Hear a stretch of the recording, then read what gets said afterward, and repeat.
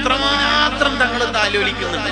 ഹക്കീം ഇബ്നു ഹിസാം റളിയല്ലാഹു അൻഹു നബി തങ്ങളടുത്ത് വന്നിട്ട് എന്തെങ്കിലും തരണം എന്ന് ചോദിച്ചപ്പോ തങ്ങൾ എത്ര കൊടുത്തതെന്ന് അറിയാം?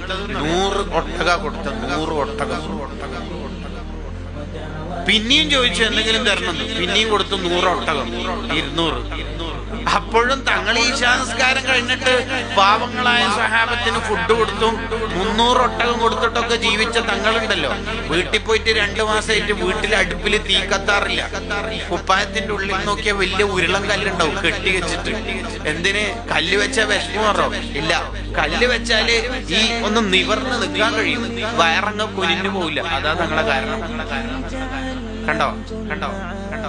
നബി സല്ലല്ലാഹു അലൈഹി വസല്ലം തങ്ങൾ 100 ഒട്ടകം കൊടുത്ത 60 ആളുടെ ചരിത്രമുണ്ട് കിതാബിൽ. 60 ആളുടെ. ഹുനൈൻ ദിവസം ഒരു പെണ്ണുങ്ങൾ വന്നിട്ട് നബി തങ്ങൾക്ക് പണ്ട് പാല് കൊടുത്ത